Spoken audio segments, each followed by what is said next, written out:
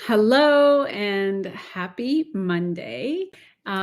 Welcome to this week's live. Sorry, no, what is going on here? Welcome to this week's live. This week, I am going to be speaking about thyroid health. And as I've done in the last couple of weeks, I'm going to focus the first part of this live on the health side of things. And then in the second part, I'm going to speak a little bit about mindset. And yeah, I have a topic for that as well. So, specifically speaking on thyroid health, 1 in 8 women deal with hypothyroidism. And this is actually a very, very serious condition that affects millions and millions and millions of women. And I was one of those women. I was dealing with thyroid issues for many years. And I was told by multiple different doctors that I was going to need to be on medication for the rest of my life. And my primary issue with the medication was that I wasn't really feeling any better as a result. So, in fact, if anything, I was feeling worse and worse over time. And that is initially what inspired me to start looking for holistic options of addressing my thyroid issues. So, there's different kinds of hypothyroidism. It's not just the thyroid gland alone that is responsible for converting T4 to T3. In fact, 60% of the conversion of T4 to T3 takes place in the liver, 20% takes place in the gut, and 20% takes place in the thyroid. Now, why this really matters is that often the thyroid gets blamed for everything, and it may not be the thyroid. It could be your liver, it could be the gut. And so when we're addressing the root causes of thyroid issues, we want to be looking at all of these things. The other thing the other gland that's involved is actually our pituitary gland, because the pituitary gland excretes TSH, thyroid stimulating hormone, to the thyroid gland. Basically, the pituitary is the mama bear. She tells all the different glands in the body of what to do and when to do it. And if something's going on with the pituitary gland, it can also impact thyroid function. So oftentimes the thyroid is taking the brunt and the blame for things, and it may not be the thyroid. So we always have to look deeper. We have to go beyond just these surface ideas of what could be happening in the body. And one of the prime indications that it may not be your thyroid is if you go on thyroid medication and you don't feel any better, as was the case in my case, then that is an indication that there's something more deeper going on. So in my case, I've done a lot of work to support my liver, and also I've really worked intently on gut health. And that has made a huge, huge difference.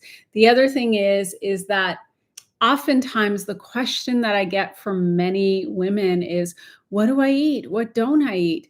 And yes, there are foods that you definitely want to be avoiding if you're dealing with hypothyroidism.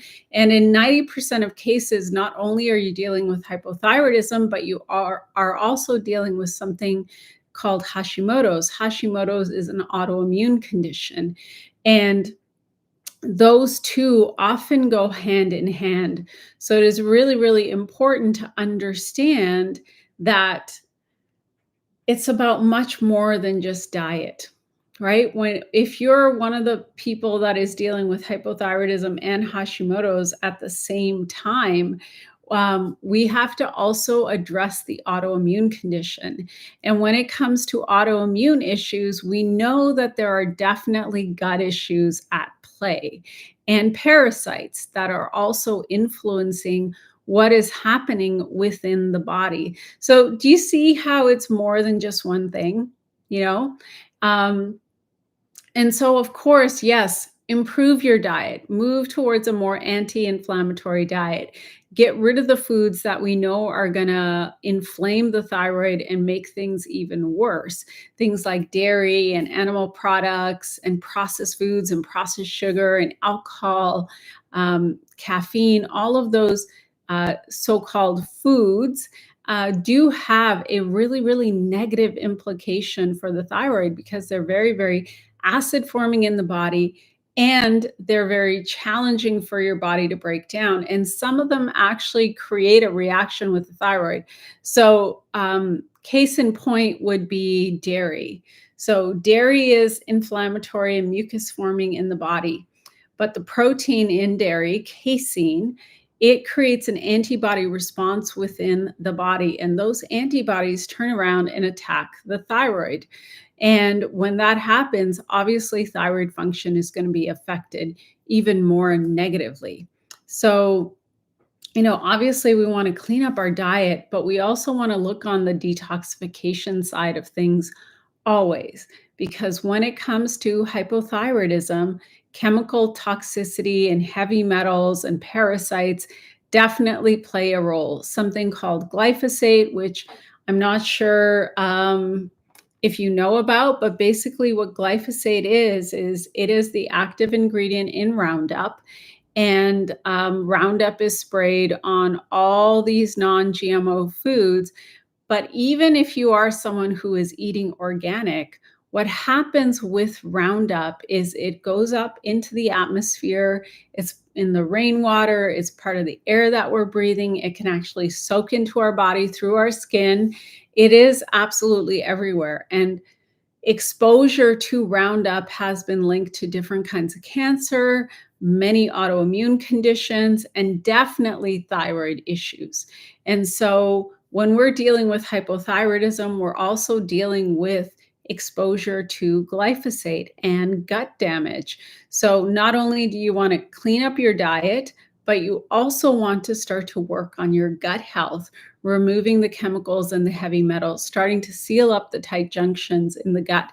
Because what glyphosate does is it is actually an antibiotic. So most people don't understand that their entire life they have been ingesting an antibiotic 24/7, because it's a part of it is in the air that we're breathing, the water we're drinking, the foods we're eating, and even in organic foods, because organic foods have rainwater that comes down on them, and glyphosate is water soluble. So it goes up into the atmosphere, into the clouds. And when those clouds rain on, crops, especially whether it's organic or non-organic crops, the glyphosate comes down and it starts to absorb into those crops.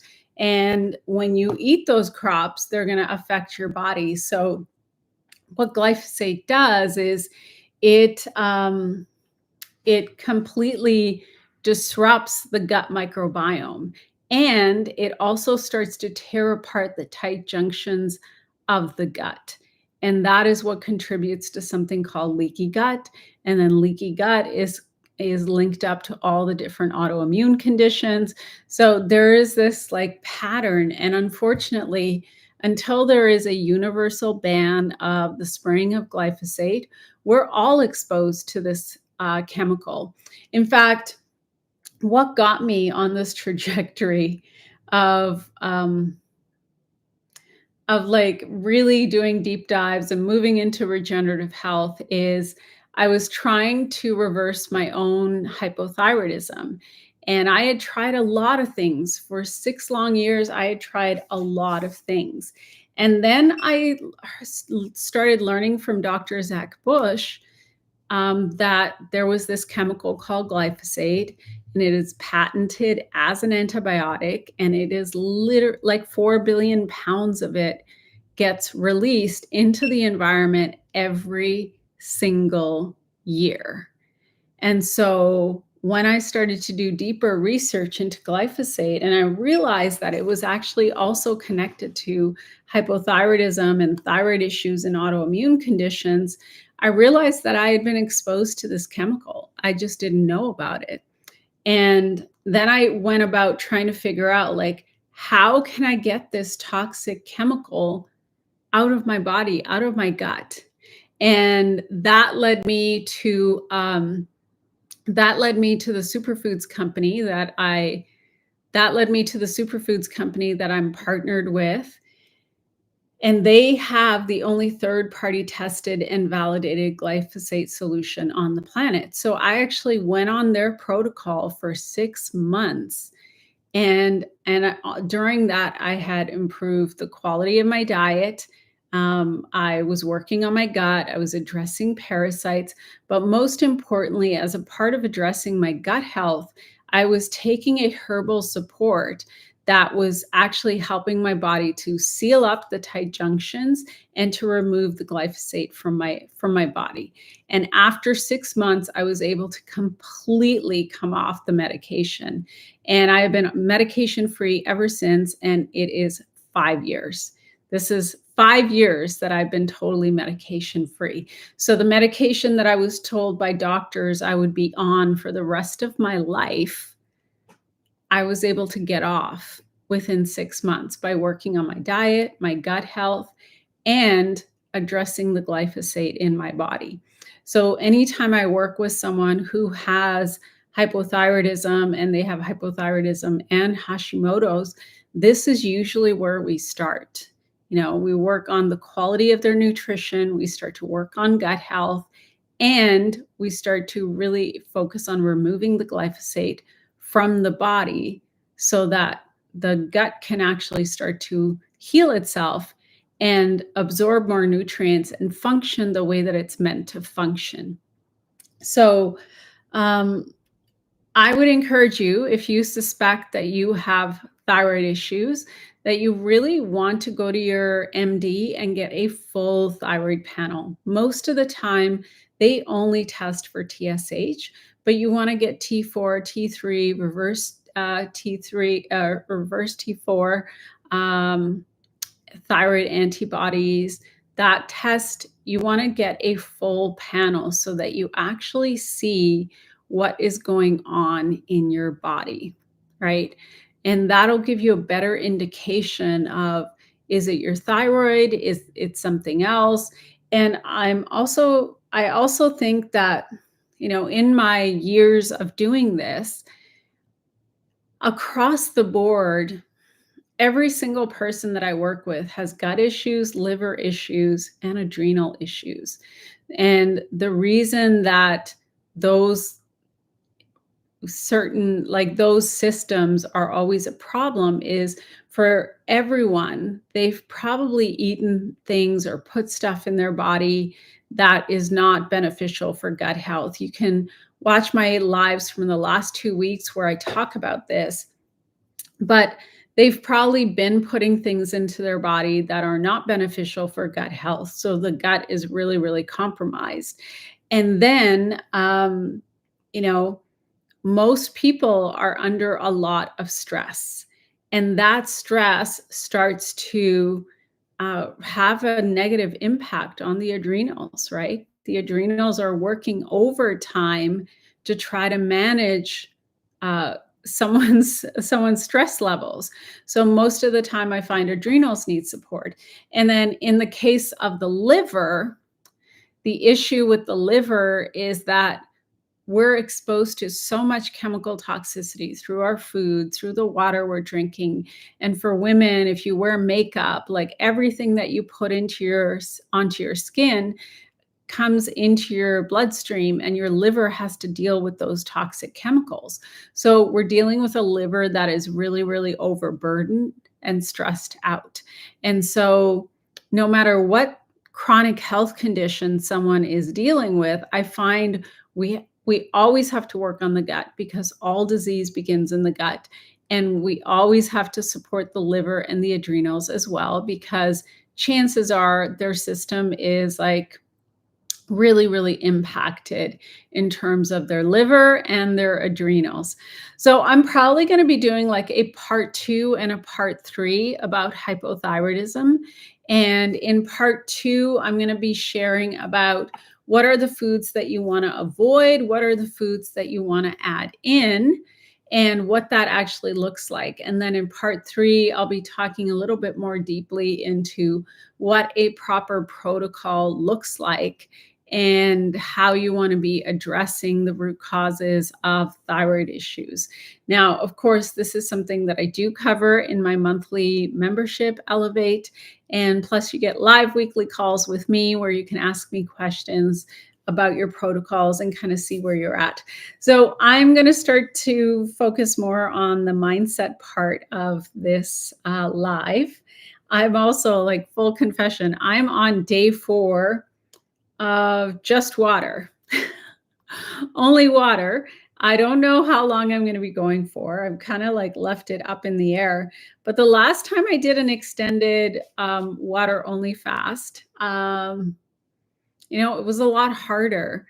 And this time it's been a lot easier. Like, I haven't had any cravings, like I haven't felt hungry at all. And my energy is actually pretty good. My mental clarity is pretty good, which is nice, because my thing with doing this is I will continue as long as I can function in my day to day and continue to do my work. Once I feel that my work is being compromised, then I'll probably go back towards eating. And I'm sure that a lot of people are, when they see this video, they're going to wonder, like, why would anybody do anything like, just being on water? It's good to give the digestive system a break. And when the body doesn't have all this food coming in on a continual basis, it can take the time and the energy it normally takes to break down food and digest food, which is a lot of energy, and actually utilize that energy for repair work and doing that deep clean. In fact, I went to True North almost 3 years ago, and I did like a 14-day water only fast. And they really encourage people to do like 5 days. And every single year, if you do that, your body gets like such a deep reset, and it is so good for anti-aging. So I think the big difference for me, why I haven't been having a hard time with this, is I've been on my molecular hydrogen water, and I've been running frequencies into that water. So that's the only thing that I'm doing different this time, is I'm using a different type of water, and I'm noticing that it's been a lot easier, which is good, right? Because not eating is challenging enough, so we don't want to make it harder than it needs to be.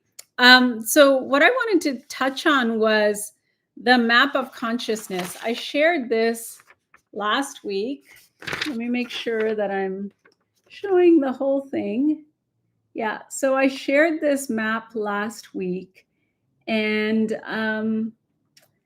I wanted to kind of come back to it because I had somebody basically comment to me on my Instagram page and say, well, because she was asking me a particular question, and I said, the way that I like to live my life is I like to just focus on being as high vibrational as possible. And she said to me, she's like, well, that must be what a privilege. What a privilege to be able to be high vibrational. And a lot of people, if they don't live their life from a spiritual perspective, it's really hard for them to understand why someone doesn't want to take sides, or why someone doesn't spend their days like just, being angry about things. And for me, the reason that I don't spend my days being upset and angry about things is because I literally live my life from a spiritual perspective, and I look at the map of consciousness. And anger is a low vibration state. And if you're trying to change the world, if you're wanting to do positive things in the world, it is impossible to do it from a low vibration state. The beauty of this map, and this was created by David R. Hawkins, it's definitely not my work. He tested something like, I think it's like 250,000 people over the course of his career. And the way that this map works is it's actually a logarithmic scale. So as you go up the different levels, it's like 10x. Your impact is 10x. And that means that you actually, because everything is energy and frequency, hang on, I think I'm going to sneeze. Let's see. Maybe, maybe not. Woo, baby sneeze. All right. So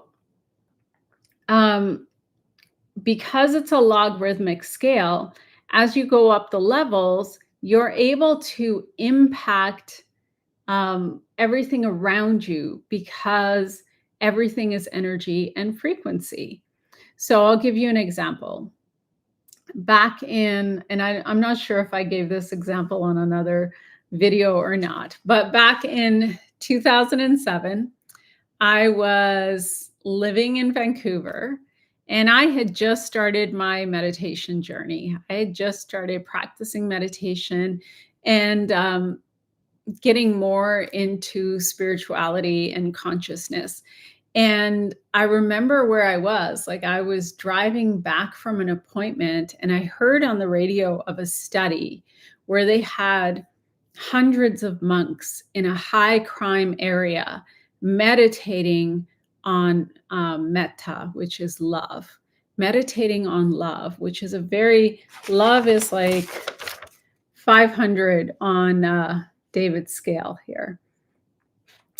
And what happened, what they noticed was in the weeks following the monks' meditation, the crime rate dropped. Right? It's not like the monks went up to, criminals and convinced them to stop committing crime and talk to them or anything like that. It's just that they were putting out this energy of love, and that affected the community around. And so that's why I always say to, especially my friends who are activists and who are wanting to create a better world, of course, I think that's amazing. That's commendable. I want to create a better world too. But I know that if I'm in these lower vibration states, which is the survival paradigm, I'm barely going to have enough energy to get through my day. Forget about, impacting the lives of others.